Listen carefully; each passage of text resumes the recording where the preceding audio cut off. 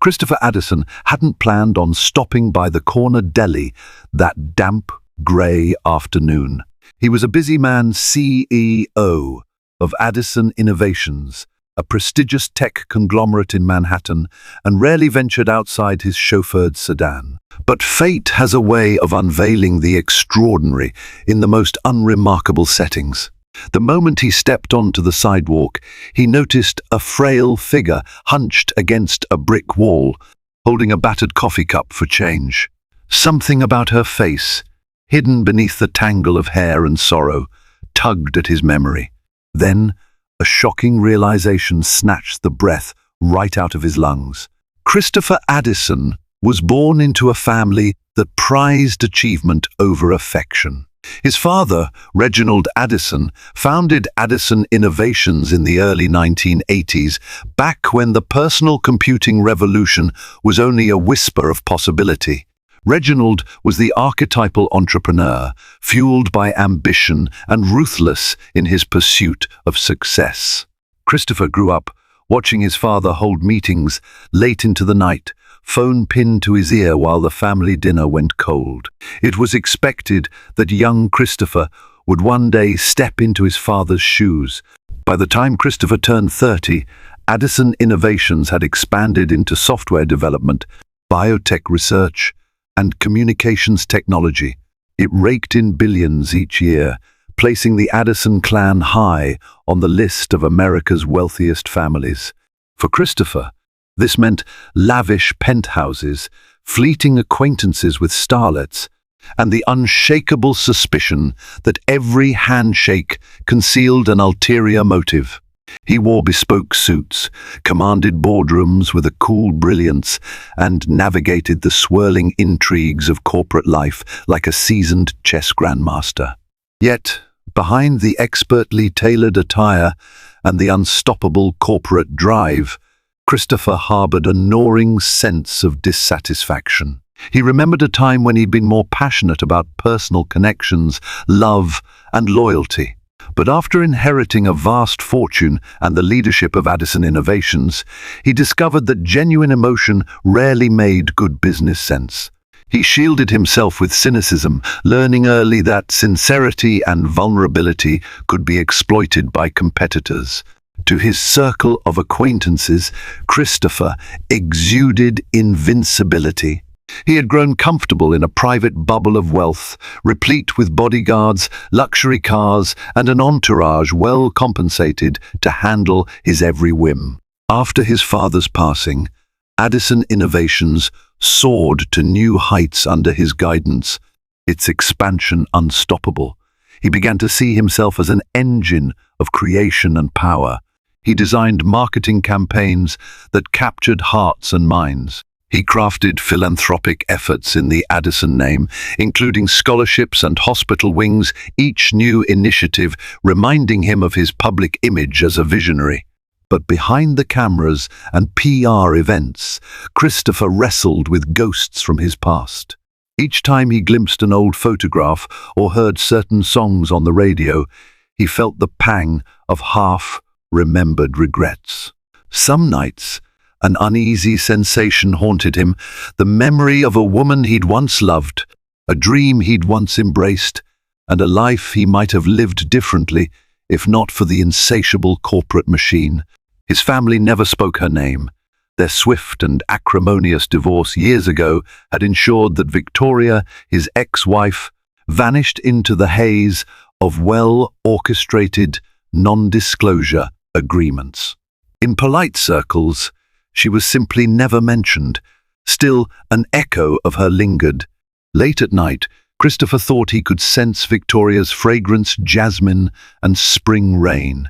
Occasionally, when deadlines were tight, he'd reach for his phone out of habit, as if remembering how he once texted her silly messages. This was the cost of turning toward power and wealth, leaving behind the woman who had once been the caretaker of his heart. He wondered if she had remarried or left the city.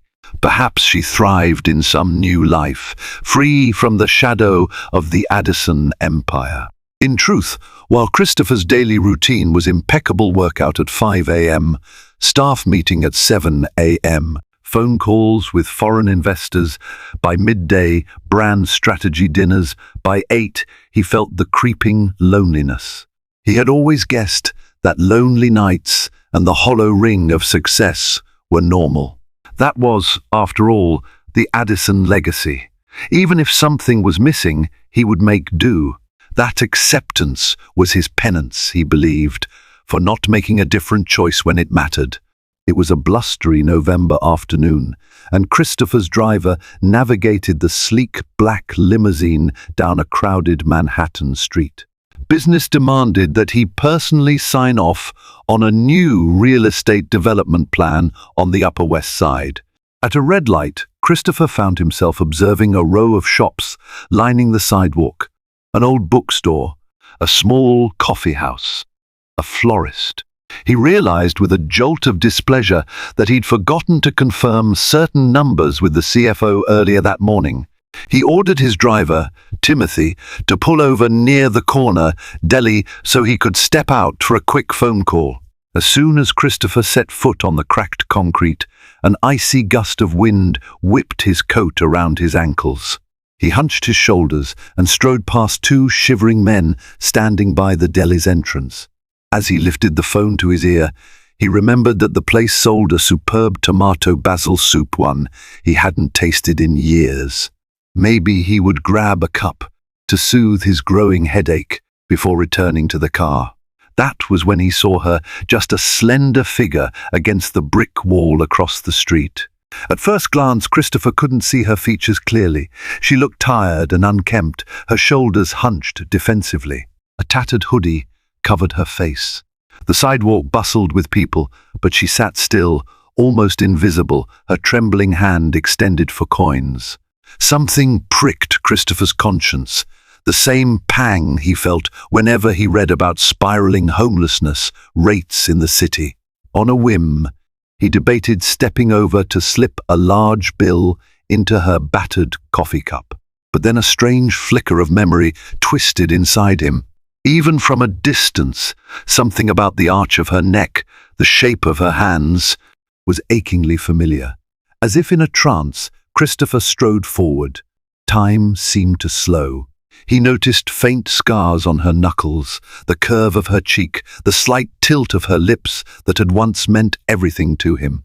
She lifted her face, and he recognized her eyes pale hazel, flecked with an inner light he once adored. It was Victoria, or more precisely, the shell of Victoria Kendall Addison, the woman he had married under a canopy of white roses a decade earlier. The shock raced through him. She was slumped on the sidewalk, homeless, her entire existence fitting into a ragged backpack at her side. She lifted her eyes to meet his, and, though confusion lingered there, recognition slowly dawned upon her. A moment later, she looked away, as if ashamed or afraid. Christopher nearly stumbled backward. A storm of emotions raged in him: guilt, disbelief, longing, anger. How was it possible that his ex-wife, once so vivacious, elegant, and bursting with dreams, had sunk to the streets? The question hammered at him: where had it all gone wrong? They had parted in anger, yes, but never in his most chilling nightmares had he imagined seeing her this way. With forced composure, he approached. Cars honked and tires screeched in the distance, but for Christopher, everything faded. Victoria flinched as he knelt beside her. He tried to speak, but words lodged in his throat. "Victoria," he managed, voice cracking. "My God, is it really you?" She did not reply. Her face was a mask of embarrassment and fatigue. Then, on a whisper, she responded, "Chris, please, go." He felt tears rare, stinging tears threatening to surface. Before he could say anything else, someone jostled him, urging him to move. A rush of city dwellers parted them momentarily. When he turned back, Victoria had grabbed her backpack and was trying to vanish down a side alley. His heart hammered against his ribs. Without hesitation, he stood, ignoring the stares of passers-by, and followed her. He had to understand. He had to know what had led them here. In that breathless pursuit, Christopher's mind catapulted back to the first time he had seen Victoria in the Addison Innovations lobby. It was nearly 11 years ago. She was a newly hired researcher, brilliant, with an infectious laugh that instantly brightened any corner she inhabited. She had a knack for analyzing complex formulas in Addison's R&D department, cutting to the heart of problems with insight that rivaled even the senior engineers.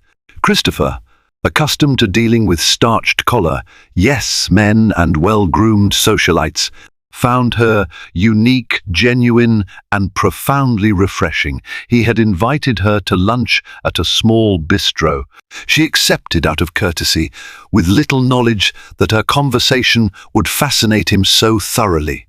They talked not about business strategies or corporate politics, but about quantum physics, classical literature, and the fragile nature of trust. Each word from her lips seemed to unravel the tapestry of Christopher's guarded life.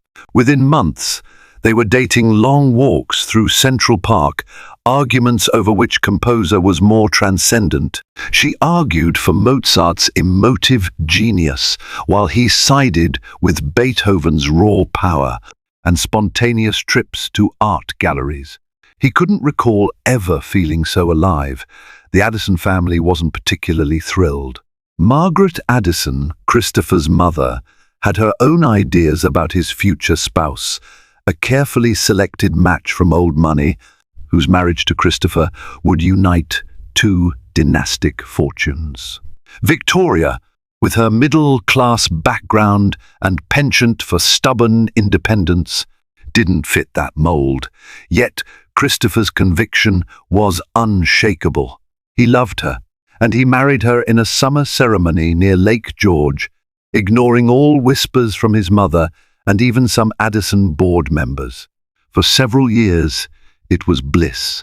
The newlyweds traveled, exploring small towns in Europe, dancing under foreign skies, forging shared memories. Even Addison Innovations thrived. Rumor had it that Victoria's brilliance in the research department paved the way for significant breakthroughs in biotech. Colleagues admired her. Family acquaintances found her warm and genuine. Christopher relished being able to call her his partner in both marriage and intellect. But over time, the friction began. After Christopher's father died, he inherited the company's helm and shouldered new pressures. Suddenly, board meetings stretched into the night. Frequent travel left him exhausted. Hard choices had to be made, and, perhaps to prove himself a worthy heir, Christopher began leaning on a more ruthless style of management. He grew short-tempered, more guarded. Victoria questioned certain corporate policies that she considered unethical, a hush-hush pharmaceutical trial overseas, a manufacturing plant rumored to exploit cheap labor. They argued, with Christopher maintaining that Addison Innovations had responsibilities to shareholders above all else. Through these tensions, the cracks in their once beautiful union widened. Victoria, once enthralled by the potential of corporate R&D, now saw only moral compromises. Christopher saw her objections as undermining his leadership. The final straw came after a particularly bruising boardroom battle in which Christopher forced through a production change that Victoria deemed both environmentally harmful and reckless. Words were hurled. Legal documents followed soon after. Their once inseparable relationship ended in a sea of bitterness, legal wrangling and heartbreak. Now, as Christopher sprinted down the litter-strewn alley, the memories blazed. He still remembered her final, tear-streaked face the night she left their penthouse. Somehow, with the chaos of career demands, the Addison name, and his own pride, he had let her slip away. Never, in any scenario, had he imagined she might fall so far or that he might be to blame. He caught up to her near a graffiti-stained dumpster. The alley smelled of stale beer and something rotten. Victoria tried to duck behind a stack of cardboard boxes, but Christopher gently reached for her arm. She spun around, eyes brimming with conflicting emotions: fear, rage, shame. "Don't look at me," she hissed, jerking away. Her voice quivered. She was so changed from the poised, confident woman who once led entire labs at Addison Innovations. Christopher's heart clenched. "Victoria, what happened? Let me help you." She pressed herself against the damp brick, chest heaving with ragged breaths. He noticed the faint lines of malnourishment on her face, the bruises on her wrists. Her clothes, torn and stained, were clearly ill-suited for the harsh winter creeping into the city. He was so stunned that he could barely speak. Only after several moments did he find the clarity to repeat, "I need to help you, please." She shook her head vehemently. "You can't fix everything with money, Chris. We're worlds apart. We have been for a long time." He stepped back, giving her space. Words failed him. There was too much to say, too many apologies to make. The bitterness in her eyes told him this wasn't simply a case of her losing a job or a home. There had to be a labyrinth of misfortunes that led her from a plush condo funded by her own successful research career to the unforgiving streets. And part of him suspected that Addison Innovations might have played a role, directly or indirectly. "Let me at least get you a warm meal," Christopher pleaded. "Let's talk somewhere safe." She inhaled a shaky breath, as if torn between acceptance and the stubborn will to endure hardship alone. Eventually, she relented with a small nod. "One meal, Chris, then I'm gone." With caution, they walked back toward the main street. Each step felt surreal.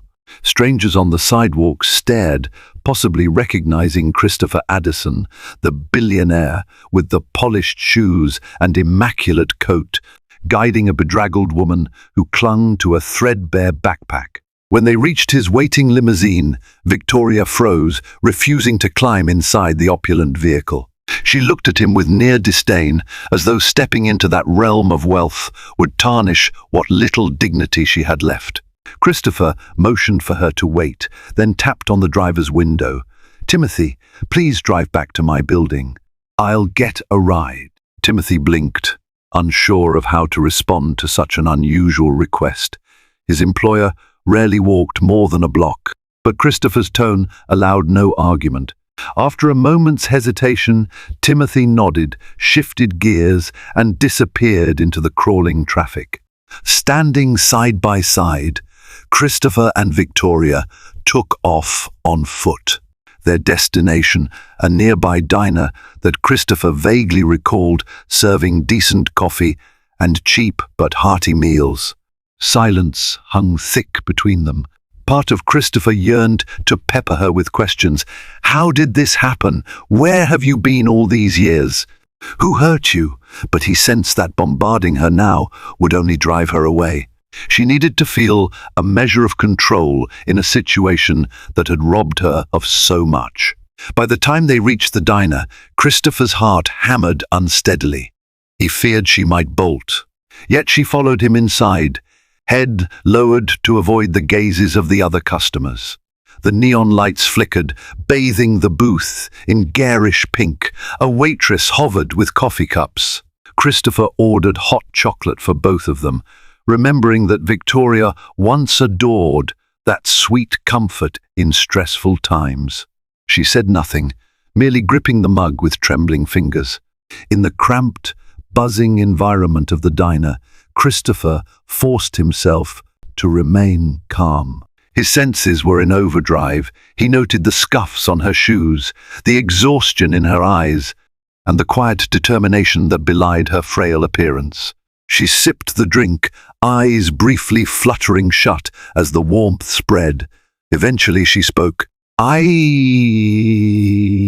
lost my job after we divorced," she began hesitantly. "The settlement wasn't what I thought it would be. Legal fees ate away whatever was left." Christopher stared at the table, guilt creeping into his bloodstream. During the divorce, Addison legal teams had hammered out a settlement that favored him. He remembered having no intention of leaving her penniless. His father had ensured she would receive enough to live comfortably. But rumor had it that she had refused certain terms or was in conflict with Addison's lawyers about disclaimers, NDAs, intellectual property rights. The final settlement had ended up less than originally proposed, the result of both parties' stubborn pride and a host of complicated negotiations. She continued, voice quiet. But I'm not blaming you. Or maybe I am. Just a little, she added with a mirthless laugh. I moved to California for a fresh start, tried to work at smaller labs. Each time I found something promising, there'd be rumors that Addison Innovations had blacklisted me, or that I was on some watch list for speaking against certain corporate practices. Doors closed, one after another. Christopher's hands tensed around his mug, knuckles whitening. I never told anyone to blacklist you, he whispered, aghast. She shrugged. You didn't have to. People see the Addison name, and they just don't want the liability. One way or another, no big lab would hire me. I tried to freelance, but the competition was fierce, and the money trickled away. Rent soared. Debts piled up. I sold my car. Then I lost my apartment. She took a shaky breath. And that's how you end up scrounging for quarters. Christopher's lungs tightened. He suddenly recalled rumors from the Addison Innovations legal team about ensuring that Victoria's intellectual property claims never threatened Addison's patents. Some managers might have preemptively told prospective employers that she was a liability. It was never authorized by Christopher, directly at least, not consciously. But in large corporations, many protective measures were taken without the CEO's explicit knowledge. And Christopher had done little to soften the corporate machine once their relationship imploded. She gazed at him, tears pooling in her eyes. This city is the last place I wanted to be. I came back hoping to find some menial job, but it's tough. I was robbed at a shelter. My ID was stolen. Suddenly, there's no easy way out. Christopher swallowed, shame like a knife twisting inside. He'd spent the last few years forging philanthropic alliances, championing social justice causes in press statements, and cutting million-dollar checks to charities. All the while, the woman he once loved was drowned by the corporate tide he controlled. The irony seared him. He reached out, tentatively resting a hand atop hers. She didn't pull away. I'm sorry, he said, voice barely above a whisper. You have no idea how sorry I am. They stayed at the diner for hours, ignoring the curious stares of servers who wondered if the man in the expensive coat was truly with this disheveled woman. From time to time, Christopher's phone vibrated with calls and messages board members. His executive assistant, possibly even his fiancée, Clarissa Reed, a glamorous socialite he'd started seeing 2 years prior. He let them all go unanswered. Nothing felt more pressing than understanding how Victoria had spiraled and what he could do to help. Victoria stared at the flickering neon sign through the window. Why are you being kind now? After all these years, Christopher didn't know how to respond. I never intended for your life to become this. I was angry back then, proud, and maybe I was too busy to see what was really happening. But I can't walk away now. She almost smiled. It was a tiny lift of her lips, overshadowed by distrust. Don't mistake pity for kindness. It's not pity, Christopher replied, feeling the words burn in his chest. It's regret. It's sorrow. It's maybe a desperate attempt to see if we can salvage something human out of the wreckage. But it's not pity. She lowered her gaze. The waitress refilled their mugs for the 4th time that evening. It was getting dark, the city lights glowing beyond the diner's greasy windows. Christopher could sense Victoria's unease. She had grown accustomed to sleeping in hidden corners, city shelters, or doorways. This warmth, this conversation, seemed to fill her with conflicting emotions, perhaps gratitude, but also a fear of letting her guard down. Finally, he spoke again. "Let me get you a hotel room for the night, somewhere safe, and after that, we can figure out a plan." She hesitated. The corners of her mouth tightened, and for a moment Christopher thought she would refuse. But she exhaled softly and nodded. "A night indoors," she said, voice trembling with exhaustion, "would be heaven, but just for tonight." Christopher's relief was tempered by guilt. He signaled for the check. It took some persuading for her to leave the diner with him. The crisp November wind cut through them as he guided her to a nearby boutique hotel, a place he knew was discreet. She refused to enter through the main lobby, worried about the stairs, so he arranged with the manager to escort them via a side entrance. Within minutes, Christopher had booked a modest room on the hotel's second floor. He handed her the key card. She stared at it, as though it were some foreign object. "I feel like this should come with disclaimers." He brushed aside the notion. "There are no conditions. I just want you off the streets tonight." Her eyes flicked up to meet his. "Thank you." He opened the room door for her, but did not step inside. The space was small and unpretentious, just two twin beds pushed together, a TV, and a closet. The heater hummed softly, and the bathroom smelled faintly of freshly laundered towels. Victoria's shoulders sagged in relief as she took in the normalcy of it. She placed her ragged backpack on the nearest chair, as if anxious that someone would steal it. Christopher hovered in the doorway, uncertain. "I'll let you rest," he said, voice gentle. "If you need anything, here's my number. Don't hesitate to call." She nodded, not looking up. He pulled a small wad of cash from his wallet, some $100 bills that he typically kept for emergencies, and set them on the desk. She opened her mouth to protest, but he raised a hand. "Please, just. If you need food or new clothes, use it." She said nothing more. He paused, wanting to say something that might reassure her. But the moment was too raw, too charged with old hurts and new wounds. Without another word, Christopher left, quietly closing the door behind him. His chest felt heavy with the gravity of the situation. For the first time in years, he skipped reading his emails before bed. He just walked, alone, through the cold night air, replaying the day's events in his mind, unsure whether he felt hope or dread. The next morning, Christopher awakened in his penthouse to a flurry of insistent phone calls and text messages. First came Clarissa, wanting to know why he hadn't arrived at their scheduled event the night before.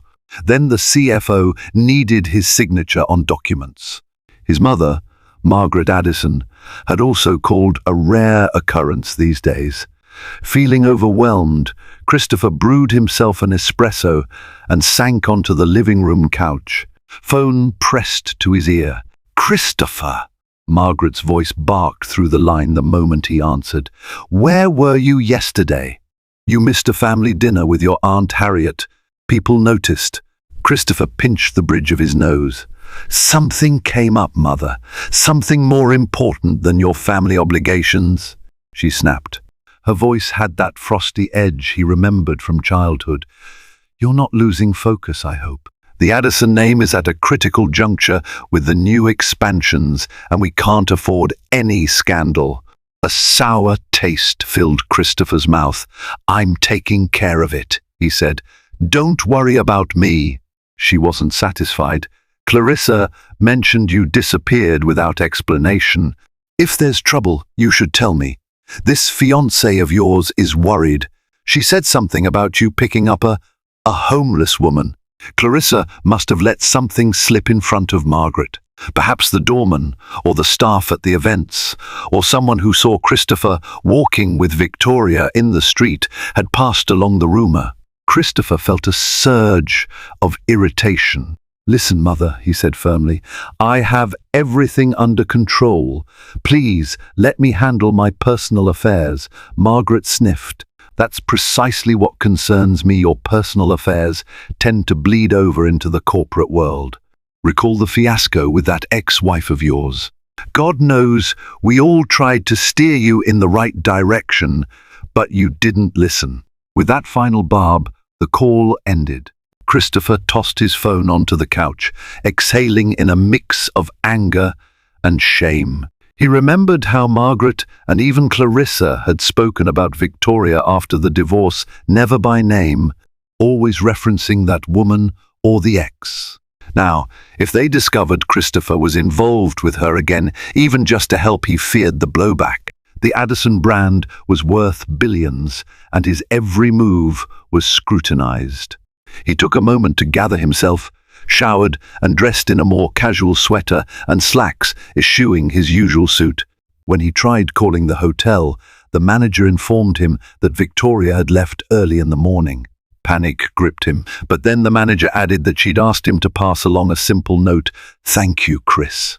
No phone number, no contact information. Christopher felt deflated, yet a spark of resolve ignited within him. He wouldn't let her slip away that easily, not after discovering the depth of her hardships. He reached out to a private investigator he occasionally employed for corporate security matters. He gave him Victoria's name, last known address, her room at the hotel, and told him to discreetly locate her. Discreetly was crucial. The last thing Christopher wanted was to thrust her into the tabloids. By noon, the investigator called back with news that Victoria had been seen entering a public library. Christopher's heart pounded. Without hesitation, he asked Timothy to take him to that location.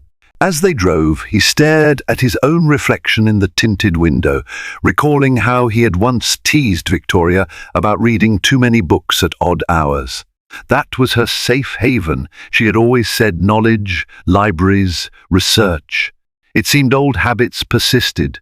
The library was a grand old stone building with tall pillars at the entrance, large steps leading up to doors carved with intricate designs. Inside, the hush of turning pages and subdued footsteps reigned. Christopher spotted her across the vast reading room at a table piled with newspapers and classified ads. She was hunched over the pages, scribbling notes on a scrap of paper. Whatever precarious survival routine she had cobbled together, she clearly intended to improve her circumstances. A pang lanced Christopher's heart. He approached quietly, unsure how she'd react to seeing him again. She sensed him before he spoke. Her shoulders tensed. She turned, eyes startled. "How did you find me?" she asked, her voice a cautious whisper, mindful of the library hush. He offered a half smile that didn't reach his eyes. "I asked around. Victoria, I was worried." Her brow furrowed. "I left you a thank you note. That was all I could give. I told you I'm not looking for a handout or pity." Christopher slid into the wooden chair across from her. He kept his voice low, aware of onlookers peering curiously over the shelves. "I know, and I'm not here to pity you. I'm here to help. There's a difference." She studied him for a long moment, then sighed. "Why, Chris, you have a life now, Clarissa. Your social events, your board meetings. Why meddle in my affairs?" His mind churned with a tumult of reasons: guilt, longing, love, regret. Finally, he said simply, "Because once upon a time, you were the most important person in my life. And deep down, that doesn't just disappear." She blinked, and for a moment, tears threatened in her eyes. But she steadied herself, exhaling. "I appreciate what you did last night, but I'm trying to move forward in my own way. I don't want to be your charity case." He lifted a paper from the table. She was circling job listings, housekeeping, waitressing, even janitorial work. Christopher recognized that in her current state, advanced research roles were impossible. She needed the basics first: ID, references, stable housing, money for new clothes. He also knew how soul-crushing it must be for a gifted scientist to consider menial tasks. Yet, here she was, forging on regardless. "Let me help, on your terms," he said softly. "Whatever that looks like." She regarded him, her expression torn. "And how do I know it won't come with some Addison Innovations angle?" Some fancy PR spin about how the big CEO rescued a homeless person who happened to be his ex-wife. The sting of her accusation made him recoil. "You have my word. I won't let this become a corporate stunt. I just want to see you safe." The sincerity in his voice must have broken through her defensive walls. She closed her eyes for a moment, then nodded. "Okay, but any help has to be small, practical. And I decide how far it goes," Christopher agreed. They spent the next couple of hours in hushed conversation. She admitted she needed a safe place to store her few belongings, to shower daily, and to start job hunting in earnest. He persuaded her to let him arrange a short-term stay in a modest rental apartment, something no different from a typical worker's place, to avoid extravagant displays of wealth. After much coaxing, she conceded the Addison name could open doors she could never access alone in her current situation. They left together, stepping back into the crisp sunlight. Christopher noticed her bristle at the attention from passers-by. He tried to shield her from curious eyes, but it was impossible to blend in entirely with his tailored coat and polished shoes. Eventually, they slipped into an unmarked, low-profile Addison Innovations car. He directed the driver to a small property management firm he knew, explaining along the way that he would co-sign a lease for her, just for 3 months, to give her time to get on her feet. Her face remained guarded, but a flicker of gratitude shone through now and then. Christopher fought the impulse to bombard her with remorseful apologies. He sensed that emotional territory was best navigated slowly. Right now, the practical was paramount: a roof over her head, a stable base. The swirl of more profound issues like betrayal, heartbreak, and lingering affection would wait. 2 days later, Christopher stood outside a modest brownstone in a quieter neighborhood of Manhattan. The flat was small but warm, with a single bedroom, a functional kitchen, and a living area that overlooked a row of trees.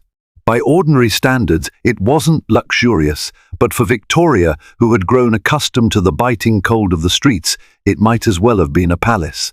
He had personally vetted the property manager, a kindly older woman named Mrs. Bartlett, who promised discretion. Victoria arrived in the back seat of a taxi, wearing the same ragged hoodie, though now she had managed to wash it. Her hair was damp from a recent shower at a nearby community center. She carried her battered backpack, which seemed heavier with possessions she'd gathered over time: an old journal, some second-hand clothes, and the library books she kept returning. She climbed out of the taxi, scanning the building with wary curiosity. Christopher greeted her with a small, nervous wave. "Here it is," he said, his voice subdued, as though worried about frightening her off. They walked up the steps and into the apartment. It smelled faintly of fresh paint, and the gentle hum of the heater was a welcome contrast to the chilly air outside. As Victoria stepped into her new living space, her eyes swept the interior, lingering on the small table in the kitchenette, the armchair by the window, the blank walls that would soon hold her presence. A tremor ran through her, and for a second, Christopher feared she might reject it all, feeling it was too much or too soon. Instead, she took a measured breath, turned and whispered, "Thank you, Chris." He gave a short nod. "It's nothing special, but it's safe. Mrs. Bartlett is kind. I've explained you'll be here short term, that you're looking for work. You have privacy here." Her gaze dropped to the floor. "It's more than I deserve." Christopher gently shook his head. "You deserve stability and dignity." Silence enveloped them, thick with unspoken tension. Just as Christopher opened his mouth to say something more, his phone chimed. He glanced at the screen and saw Clarissa's name. A knot of anxiety tightened in his stomach. He stepped away from Victoria, answering quietly. "Yes, Clarissa?" Her voice poured through the line, laced with agitation. "Where have you been? The gala is in less than an hour, Christopher." "I've called a dozen times. We're expected to be there together." People are noticing your absence." He closed his eyes, feeling the weight of two worlds colliding. "I'm tied up with some personal matters right now. Is this about that woman?" Clarissa asked, her tone dripping with scorn. "Yes, I heard the rumors. Some ex-wife. Are you trying to sabotage everything we've built?" Christopher's jaw clenched. "What we've built is Addison Innovations, Clarissa, and you're not even an official part of the company yet. So please do not overstep." On the other end, Clarissa's huff of indignation was palpable. "We're getting married soon, Christopher. Our social standing is intertwined. This is humiliating for me. You show up with a homeless ex-wife, the tabloids will devour it." Christopher's patience had reached its limit. "I need you to trust me. This is none of your business. I'll handle my personal affairs. I'll attend the gala if I can. End of discussion." He hung up, exhaling sharply. When he turned back, Victoria was pretending to inspect the paint on the windowsill, but the slump of her shoulders told him she'd heard enough to piece things together.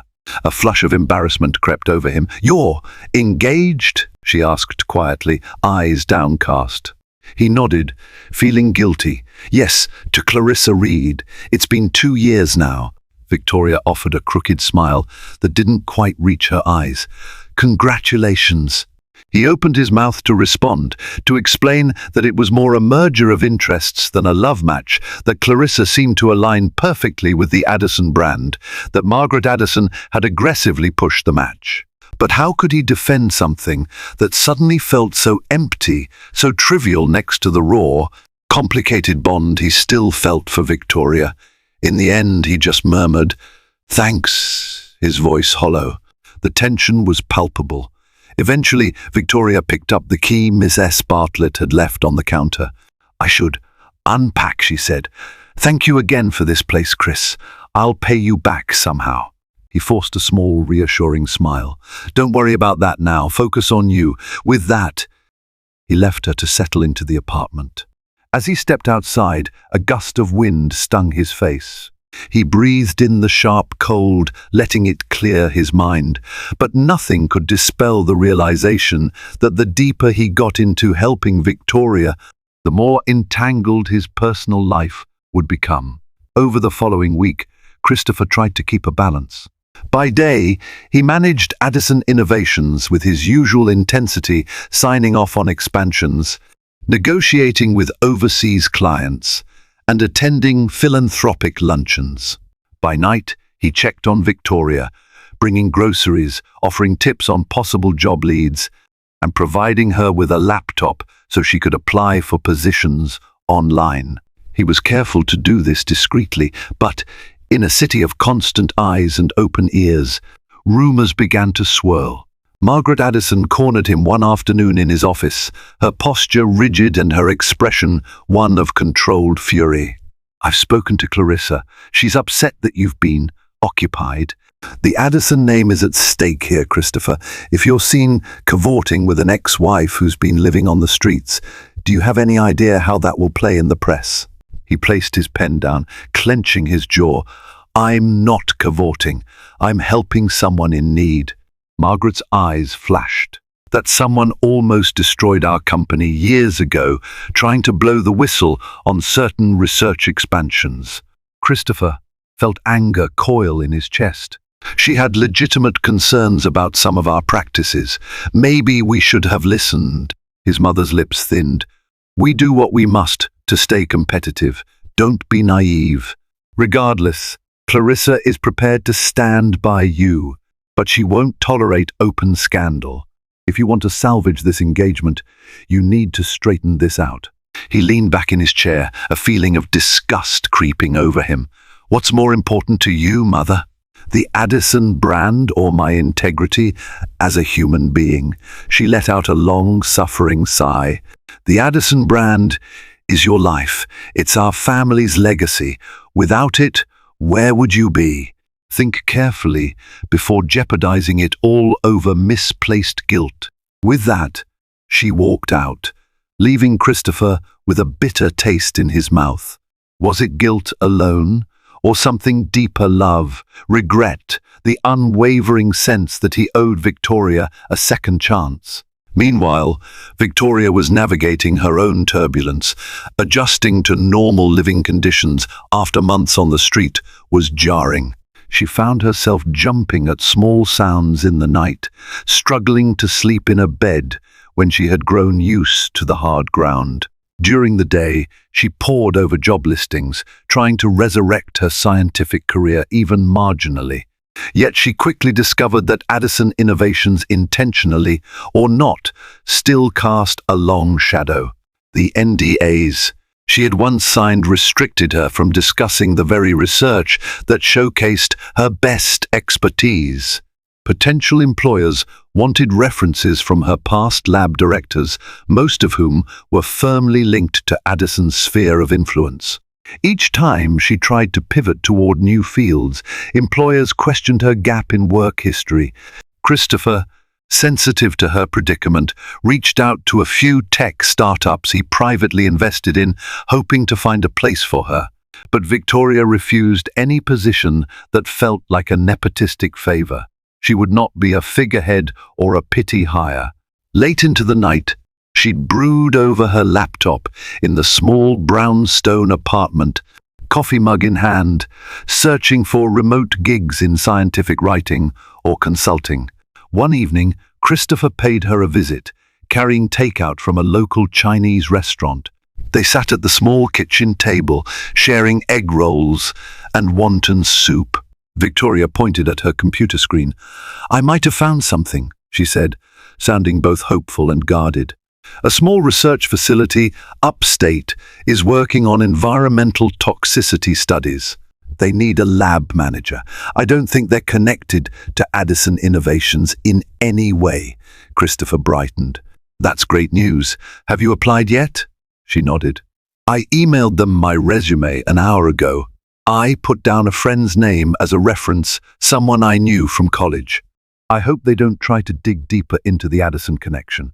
He noticed the slump of her shoulders, the tired circles under her eyes. She was worn down, but still fighting. Christopher gently laid a hand on hers. "I'm proud of you," he said. "No matter what, I'm here if you need help." She gave him a small, brave smile. "Thank you. You've done more than I can express." It was a moment of fragile intimacy, reminiscent of their early days. Christopher felt an ache in his chest. He realized how easily they slipped into the comfort of shared meals and quiet conversations, as though the horrors of the past few years were suspended. In that unguarded instant, he wanted to draw her close, to beg forgiveness, to vow never to let her go. But a single glance at her eyes, still haunted by suspicion and caution, reminded him that trust wasn't rebuilt overnight. Late one afternoon, Christopher was in his penthouse, reviewing documents on his tablet, when his private investigator called. The news that spilled through the line made Christopher's blood run cold. "Sir, I've uncovered some corporate chatter emails and memos from Addison Innovations' legal department. Back when the divorce was happening, there were internal instructions to ensure Miss Victoria Addison had no standing to claim certain patents she had contributed to. This policy was extended even after the divorce. It effectively blocked her from gaining employment at companies reliant on Addison supply chains. In some cases, Addison lawyers implied she was a security risk. This was part of a broader strategy to maintain proprietary control. Christopher felt his chest tighten painfully. "You're telling me this was an organized campaign?" The investigator's voice remained steady. "Yes, sir. It seems it was initiated by the legal team under the directive of your late father and eventually was sustained by the board. Perhaps no one realized the full extent once you took over, but it absolutely kept her out of reputable labs or companies for years." Anger, remorse, and disbelief warred within Christopher. He recalled the countless times he had signed off on legal strategies and protective measures recommended by his father's old guard, trusting in their judgment, never reading the fine print.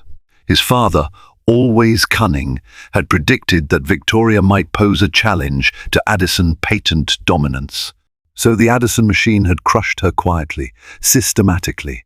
And Christopher, too preoccupied with the Empire's demands, had never bothered to see the fallout. Now, everything was hideously clear. His ex-wife's homelessness wasn't a mere tragedy of bad luck. It was an engineered consequence of Addison legal maneuvers. Horror washed over him, coupled with an unquenchable fury at his own blindness. That evening, he found Victoria in her modest apartment, carefully sorting through a small bag of groceries. She smiled at him, but her grin faltered when she noticed his stricken expression. "Chris, what's wrong?" He sank onto the nearest chair, hands shaking.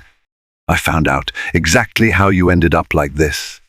My father, the legal team Addison Innovations, effectively blacklisted you. I unknowingly signed documents that allowed it to continue." She froze, staring at him, lips parting in shock. Tears welled in her eyes, but they were tears of anger and betrayal. "So I wasn't paranoid," she whispered, voice trembling. "All those rejection letters, it wasn't just coincidences. They systematically cut me off from any career path." Christopher reached out to her, but she jerked away. "I'm so sorry," he said brokenly. "I swear I had no idea." She stared at him, hurt blazing in her eyes. "Doesn't matter. It happened, and it destroyed me." He wanted to comfort her, but his guilt formed a chasm between them. He felt like the unwitting executioner who only just realized the crime he'd committed. They stayed like that for a long time, the apartment's silence thick and suffocating. Eventually, she drew in a shaky breath and asked, "What now?" Christopher forced himself to meet her gaze. "I'll fix this," he said, voice trembling with conviction. "I'll make it right. I don't care what it costs." She turned away, tears spilling silently. "You can't rewrite the past, Chris. You can't undo the years of suffering. But if you're serious about helping me move forward, then do it honestly, without lies or half measures." His resolution solidified. He would force Addison Innovations to release her from any blacklisting. He would see to it that every company wronged by Addison's misinformation received a statement clearing her name. He would issue a public admission, if necessary, though that could spark a scandal, jeopardizing his engagement and his mother's approval. But there was no alternative. If he wanted to be more than just talk, he had to risk it all. Christopher set the wheels in motion the next morning. He assembled the Addison Innovations board for an emergency meeting. They were stunned when he laid out the old memos and emails, proving Victoria had been strategically blacklisted and stripped of any patent claims. Some members tried to deny it, but the evidence was undeniable. Margaret Addison was in attendance, her face pale and pinched. Clarissa, invited as a potential future Addison spouse, wore a look of mingled shock and horror at the fiasco unfolding. Christopher stood before them, his voice calm but steely. "This ends now. We release a formal retraction of every negative claim we made about Victoria Addison.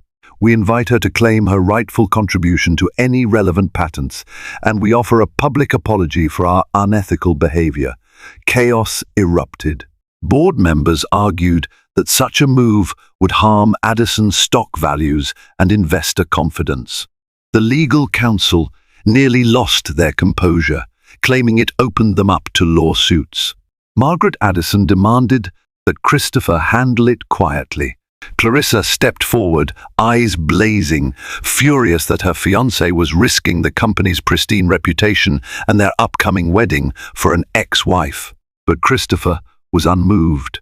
"I'm CEO," he reminded them, "and as CEO, I will correct the wrongdoings of our past. Our brand stands for innovation, not cruelty." Later that day, Addison Innovations released a carefully crafted statement to the press, acknowledging certain internal miscommunications that harmed Victoria Addison's professional reputation. They offered a formal apology.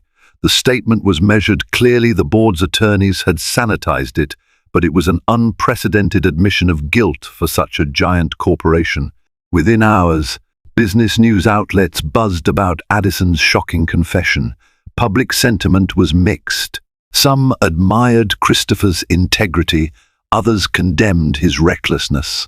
Christopher braced himself for the repercussions. Clarissa, humiliated, demanded he retract the statement or at least diminish the public outcry. When he refused, she ended the engagement on the spot, calling him a fool for risking everything for a woman from his past. Margaret Addison, incensed, threatened to withdraw her personal shares from the family trust. But Christopher stood firm. He had at last chosen the path he could live with. In the aftermath, Victoria found herself inundated with inquiries from labs, startups, and research facilities seeking her expertise. The Addison name, which had once haunted her, now helped open doors in a different way.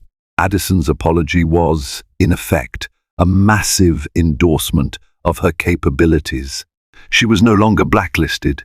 She was a hot commodity. Despite the swirl of opportunities, she withdrew for a while to process her emotions. Christopher gave her space, though they texted occasionally.